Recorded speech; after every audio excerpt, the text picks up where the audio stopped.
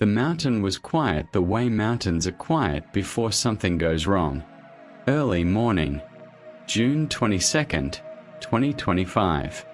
The San Gabriel Mountains above Los Angeles, where the air still holds the cold of the night and the pine trees filter the light into thin gold strips across the trail. A group of friends moving through the Angeles National Forest the way they do every weekend. Yoga community, people who know each other from years of practice, people who trust each other without thinking about it anymore. She was at the back of the group. 60 years old. Dark hair. The kind of woman who has been doing hard things quietly for so long that the effort is no longer visible on her face. She had been awake before sunrise. She had driven to the trailhead with people she cared about. She was 30 feet behind her companion when he glanced back. She was there, smiling. She raised one hand in a small wave. He turned back to the trail. 10 seconds passed. Maybe 15. When he turned around again, she was gone. Not around a bend. Not over a ridge. Not anywhere on that trail. Just gone. In the space between one glance and the next, in the silence of a mountain morning, Monica Reza had ceased to be present in the world. And what I'm about to tell you will make that disappearance feel like the first sentence of something much larger. Something the White House, the FBI, and the United States Congress have spent the last year trying to understand. Something that connects a NASA researcher dying without explanation, a nuclear laboratory employee's phone being wiped before she vanished, a murdered MIT scientist, a retired Air Force general who walked into the mountains with a loaded gun and no glasses, and has not been found since. Monica Reza was not alone. She was never alone in this story. She just didn't know it yet. And neither did anyone else. But before we go anywhere near that, I need you to know who she was. Because what happens to her matters more if you know what you're losing when she disappears from that trail. And this story has spent too long treating her as a symbol of something larger when she was first and most essentially a person. Monica Reza grew up with a particular kind of intelligence, the kind that expresses itself through material things, through the physical world, through understanding why things hold together and what makes them break apart under pressure. She studied metallurgical engineering at Columbia University and earned a master's in materials science from UCLA. And then she spent 37 years at Aerojet Rocketdyne doing something that very few people in the world could do. She co-invented Mondeloi. If you don't know what that is, here's the simplest version. A rocket engine is one of the most violent environments that a manufactured object ever has to survive. The temperatures inside exceed what most metals can endure. The pressures would destroy most alloys in seconds. Mondeloi is the material engineered to survive in that exact environment. A nickel-based superalloy that Monica Reza helped design from the ground up. She held the patents. She worked alongside NASA's Jet Propulsion Laboratory. She understood metal the way surgeons understand bone. She also had 3 children. She had been widowed. She practiced yoga every week with people she trusted. She cooked. She laughed. She showed up. Her family, in the months after she disappeared, went out of their way to say this. She was not a spy. She was not involved in anything classified or clandestine. She was a mother who happened to be extraordinary at her work. She drove to the Mount Wardman Trail on a June morning and hiked with her friends, and 30 feet behind her companion she smiled and waved. And the mountain kept her. The search began within hours. Search and rescue teams entered the Angeles National Forest that same afternoon. K9 units were deployed. Drones swept every ridge and gully the technology could reach. And one of the most experienced scent dogs in the LASD's arsenal tracked her trail down into a steep ravine below the trail and stopped. Not gradually.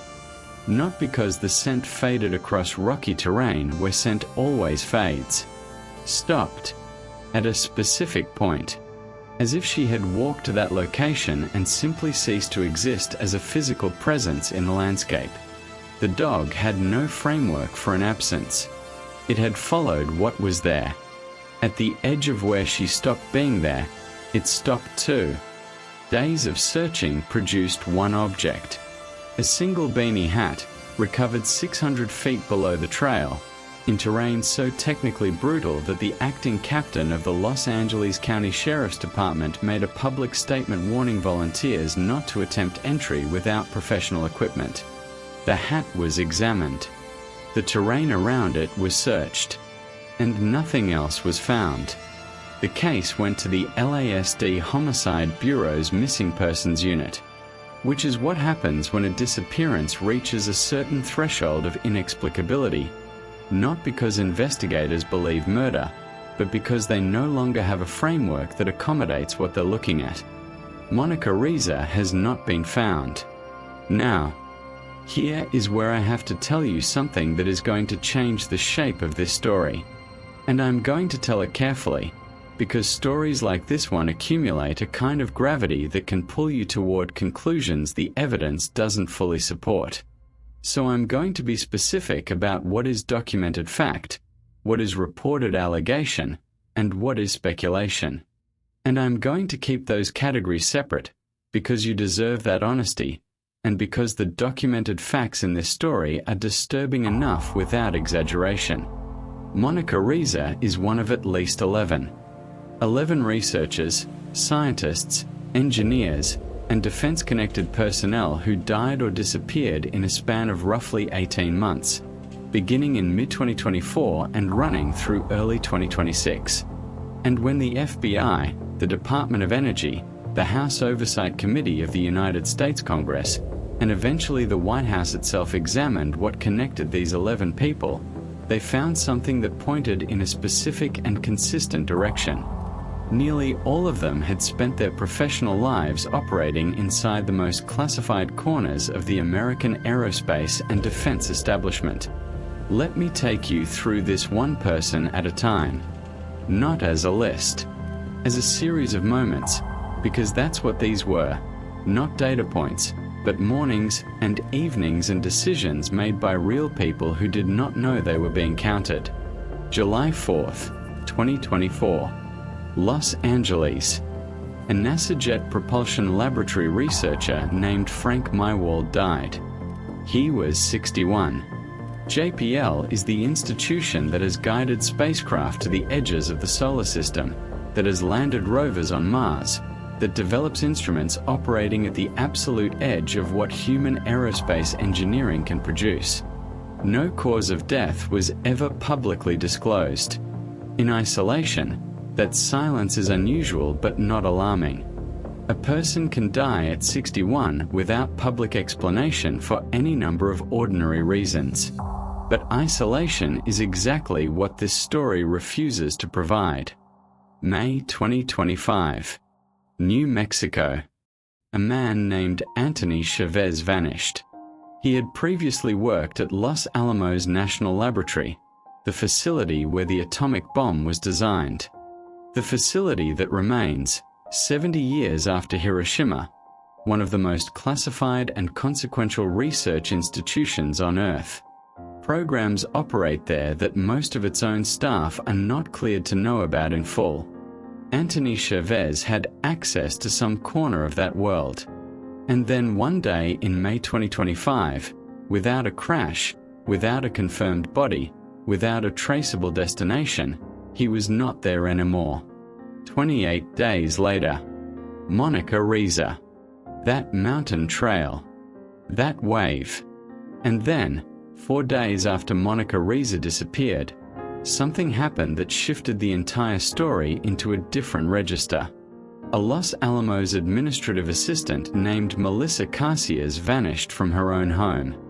And when investigators arrived and examined her personal devices, they found something that cannot be explained away as accident or misfortune. Her phones had been wiped. Not damaged. Not lost. Wiped. Every text message deleted. every call log removed, every contact, every email, every piece of digital existence that accumulates over a lifetime of ordinary use, erased. In the deliberate, step-by-step, time-consuming process that requires a person to make a conscious decision to eliminate a record. There are only two explanations. Either Melissa Garcias erased her own devices before she left, which means she planned her disappearance and wanted to leave no digital trail, or someone else erased them, which means someone was in that house and wanted whatever was on those phones to be gone before anyone came looking. Both possibilities are deeply, specifically frightening. Neither has been established. Melissa Garcias has not been found. December 12, 2025. A Novartis researcher named Jason Thomas went missing. His work overlapped with areas adjacent to defense research. Investigators searched. Weeks turned. And on March 17, 2026, Jason Thomas was found, his body recovered from a lake. How he arrived in that water remains an open investigation. The manner of his death has not been publicly resolved. 3 days before that, December 15, 2025, Brookline, Massachusetts. Night. Nuno Loureiro was murdered in his own home. Loureiro was the head of MIT's Plasma Science and Fusion Center, one of the most prestigious scientific positions in the United States in a field of enormous consequence, the engineering of the same process that power stars, applied to questions of energy generation, advanced propulsion, and the mechanics of forces that operate beyond the range of conventional physics. He was killed inside the building where he should have been safest. No arrest has been made public. No clear motive has been established. The case is open. His name is on the list. And then came February 2026, and the case that changed everything. Picture a house in Albuquerque, New Mexico. A quiet Tuesday morning in late winter. The kind of morning where nothing feels like it's about to become a federal investigation. A repairman arrived to do some work. He spoke with the homeowner, a brief, ordinary exchange. And when investigators later asked that repairman to describe the man's state of mind, the repairman reached for a phrase that has stayed with me since the first time I read it. Mental fog. Not agitated. Not frightened. Not confused in any visible, dramatic way. Just somewhere else. Present in the room but absent from it in the way of someone whose mind is carrying something invisible. Something too heavy or too strange or too large for ordinary conversation. The repairman left at around 10 in the morning. At 11:10, the man's wife left for a medical appointment. At 12:04, she came home. The house was empty. She called his name. She moved through the rooms. She went outside. She stood on the street and looked in both directions. At 3:07 that afternoon, she called the Bernalillo County Sheriff's Office. When investigators arrived and catalogued the house, what they found was this. On the kitchen counter, his mobile phone, his prescription glasses, the ones he needed to see clearly at any distance, every wearable device he owned, every watch and fitness tracker, every piece of technology designed to record his movements and transmit his location to somewhere findable, everything that could help someone locate him. Left behind. What he had taken, his wallet, a red backpack, a leather holster, and a loaded .38 caliber revolver. Sit with that for a moment. He left his glasses, the physical tools he needed to navigate a physical world. He left every device that could tell the world where he was. And he took a gun. The FBI joined the search. Helicopters with infrared cameras flew the canyons and ridgelines at night, scanning for his heat signature against the dark terrain. But the spring had come early and unusually warm that year, and the canyon walls had absorbed the day's heat and were releasing it back into the night air, and the infrared technology could not separate a human body from the landscape around it. The mountain was lit up like a candle, a law enforcement official told reporters. Every rock, every wall, glowing. The cameras could not see him because the mountain itself was warm. 17 days into the search, with no confirmed sighting and no physical trace anywhere, the Bernalillo County Sheriff's Department stood before cameras. If he had gone into those mountains, an official said, the likelihood of surviving this amount of time is very low. His name was William Neal McCasland, PhD from MIT, retired Air Force Major General. He had served as commander of the Air Force Research Laboratory, as Director of Special Programs in the Office of the Undersecretary of Defense, as Director of Space Acquisition under the Air Force. He had spent a career overseeing billions of dollars in classified programs, the architecture of American military and aerospace power in its most guarded form. The laboratory he commanded was at Wright-Patterson Air Force Base.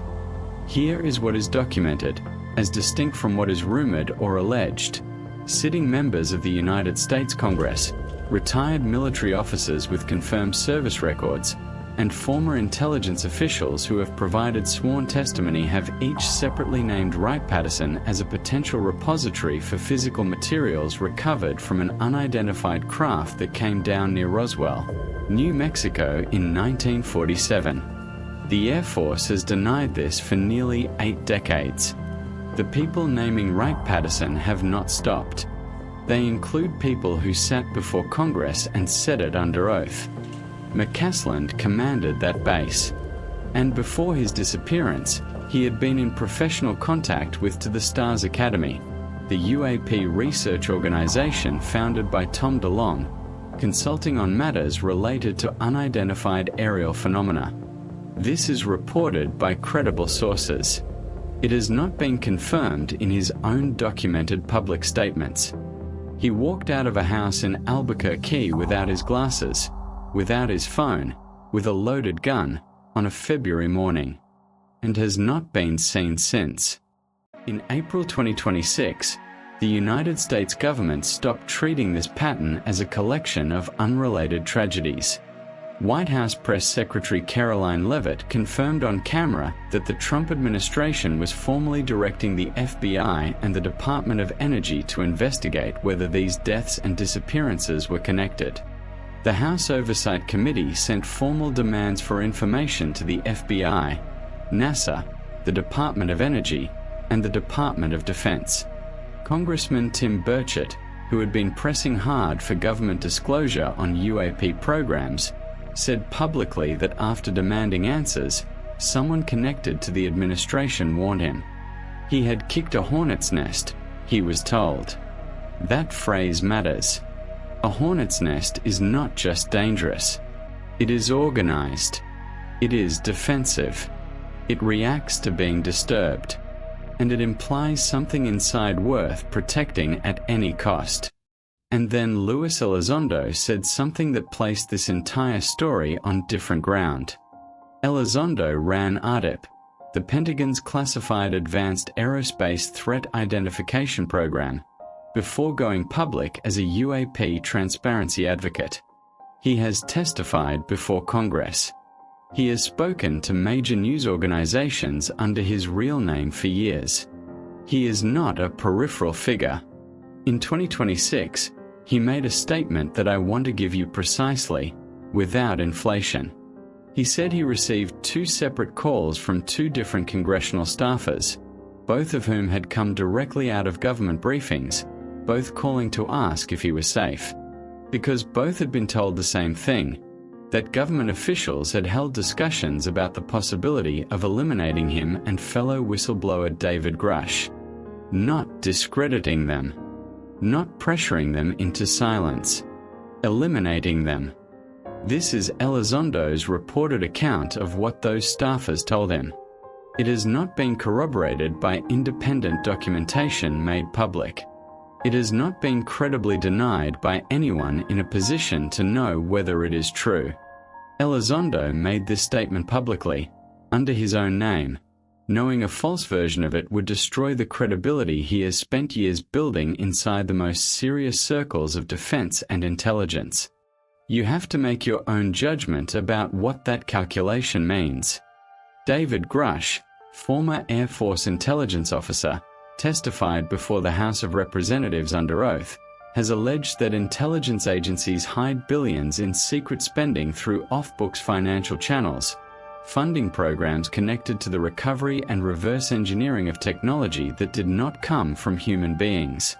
The Pentagon says no verified evidence of extraterrestrial technology has been found. Congressional investigators say relevant documents have been requested and denied. In May 2026, the government released 160 declassified UAP files, then stopped. A member of the House Oversight Committee confirmed that MIT Lincoln Laboratory had agreed to hand over a recording of a classified briefing delivered to Air Force scientists in 1952, 74 years ago.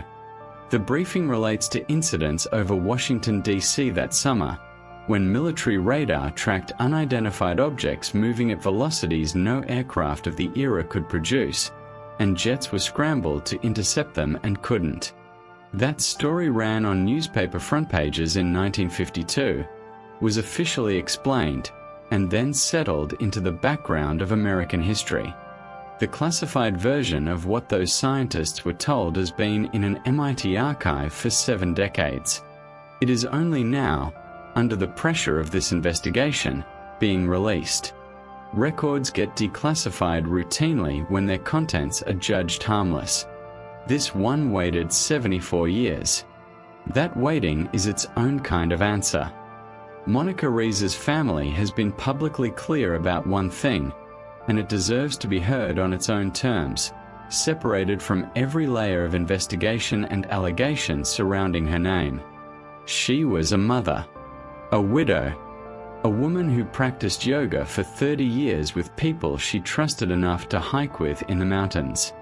She was not a spy. She was not involved in classified operations. She was, in the words her family chose and meant, a regular person who happened to be extraordinary at her work. Work that produced the alloys inside American rocket engines. Work that had professional connections to Wright-Patterson Air Force Base over the course of her career. Work that placed her, for 37 years, at the technical center of American aerospace manufacturing. The federal investigation includes her name. Her family says investigators have never called them. Not once. Not to gather information about who she was before June 22, 2025. Not to ask about her state of mind, her routine, anyone new in her life, anything she might have said in the weeks before she disappeared. The foundational conversation of any genuine missing persons inquiry, the one with the people who knew her best, has never happened.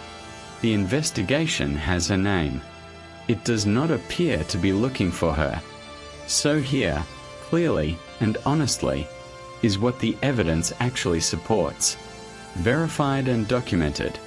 11 people connected to classified American defense and aerospace research died or disappeared in 18 months. The White House launched a formal probe. Congressional investigators were denied documents. UAP file releases stopped unexplained. A 74-year-old classified recording is only now being surrendered. Monica Reza's family has not been contacted. Reported but not independently confirmed. Elizondo's account of government officials discussing whistleblower elimination. McCaslin's UAP research involvement. The nature and scope of Grush's alleged secret programs. Speculative. That any of these people were silenced for what they knew. That Melissa Cassius's devices were erased by someone other than herself. That Monica Reza's disappearance was anything other than an accident in terrain that has defeated every search effort. The speculation may be entirely wrong. The verified facts are not. There is a dimension to this story that gets lost when attention shifts to government investigations and congressional hearings and whistleblower testimony. And I want to return to it before we close, because I think it is the dimension that matters most in the long run. Monica Reza's children are waiting. They have been waiting since June 22, 2025. They watched search teams go into those mountains with equipment and expertise and determination, and come out with a hat. They watched their mother's name get absorbed into a federal investigation. They watched White House press secretaries confirm that probe on camera. They watched members of Congress demand answers about the pattern that contains her name. And they have not received a phone call. Not from the FBI. Not from the Department of Energy. Not from any representative of any agency connected to the investigation that has claimed, publicly and officially, to be looking into the circumstances surrounding people like their mother. Think about what that absence means, functionally. A family in grief, waiting for information, watching an investigation happen around the name of their loved one, while that investigation somehow never finds time to speak with the people who knew her best. The people who could say whether her routine had changed in the weeks before June 22nd. Whether anyone new had come into her life. Whether she had mentioned anything strange or frightening or significant. Whether her work had shifted. Whether she seemed afraid. That conversation, the one with the people who loved her, is the first thing a serious investigator does. It is not advanced technique. It is the foundation. And the foundation has not been laid. Which either means this investigation is not serious, or it is serious about something other than finding Monica Reza. Neither possibility is comforting to consider.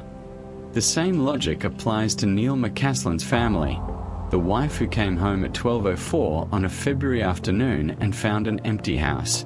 The family that watched helicopters fly the canyons in the dark and come back empty. The family that has been living for months inside the answer to a question that the most powerful investigative apparatus on Earth has not been able to provide. And Nuno Loureiro's colleagues at MIT's Plasma Science and Fusion Center, who watched their director, a man at the height of his scientific career, a man whose work was at the frontier of what human beings understand about energy, be murdered in his own home, and have watched the investigation into that murder produce no public arrest, no confirmed motive, no resolution that allows his field to understand what happened and why. These families are the human cost of whatever is happening inside this pattern. Whatever the explanation turns out to be, innocent or otherwise, connected or coincidental, these people are paying for it with the absence of someone who was supposed to come home. There is one more detail about Monica Reza that I have not mentioned yet, and I have saved it because I think it belongs near the end of this story rather than near the beginning. Her professional history at Aerojet Rocketdyne included documented connections to Wright-Patterson Air Force Base, the facility Neil McCaslin commanded, the facility named repeatedly in sworn congressional testimony as a potential storage location for non-human materials. Whether those connections were routine, the ordinary professional overlap between a major aerospace contractor and a major military research installation, is not established by public documentation. What is established is that two people connected to Wright-Patterson are now missing. One of them left behind a hat in a canyon. The other walked out of his house with a gun. And the investigation that has claimed both their names has not called the family of either one to ask the questions that would make the investigation real. At some point, the shape of an investigation tells you what it is actually investigating. This one has the names of 11 missing and dead scientists on its letterhead. It has the public backing of the White House.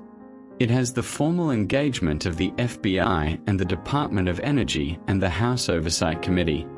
And it has apparently not found the time to speak with the daughter of Monica Reza, or the son, or anyone who sat across a kitchen table from her in the month before June 22, 2025, and might know something that no database, no satellite image, no classified document, and no infrared helicopter can tell you. What is the investigation actually investigating? That question does not require a belief in alien technology. It does not require accepting David Grush's testimony under oath or Luis Elizondo's account of government officials discussing murder. It does not require anything other than the most basic standard of what a serious inquiry into a missing person looks like, and a recognition that this one does not appear to meet it. Something is being protected. The protected thing has a cost. The cost is paid by families who are waiting for calls that have not come, in houses that are quieter than they used to be, next to chairs that are empty at dinner tables, across from beds that have not been slept in since a morning in June or a morning in February when someone they loved walked out into the world and did not come back. I want to leave you with one image. Not a question. Not a summary. One image. Because I think it contains everything that needs to be said and cannot be said another way. Somewhere in the Angeles National Forest, 600 feet below the Mount Waterman Trail, in a section of canyon so dangerous that trained search professionals were warned not to enter it without proper equipment, there is a beanie hat sitting in the dirt. It has been there since the summer of 2025. It is the only evidence that Monica Reza was ever on that mountain. Not her footprints, not her voice, not any trace of where she went after the last person to see her turned back to the trail. Just a hat, in the dark, in a ravine below the place where she was present and then was not. The investigation has not explained it. The mountain has not explained it. Her family is still waiting for a call from the people whose job it is to explain it. And in the space between that hat and the woman who left it behind, between the wave that was the last thing anyone saw and the silence that followed it, between what the American government has released and what it is still holding behind sealed doors and classified designations and off-books funding channels that congressional investigators cannot reach, in all of that space, there is a shape. It is not fully visible yet, but it is there. And somewhere, in the infrastructure of the most powerful government on Earth, there are people who know exactly what shape it is, who know why Monica Reza's family has not received a call, who know what Neil McCasland was thinking in the 54 minutes between his wife leaving and his disappearing, who know what Melissa Cassias's phone contained before it was wiped clean, who know what Air Force scientists were told in 1952 that the public was not told, and why that truth required 74 years of silence to protect. They know.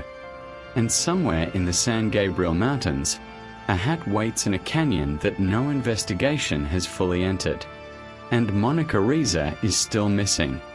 If this story left you with questions, share it with someone who deserves to be asking them too. Because the more people who know this story exists, the harder it becomes to keep it quiet.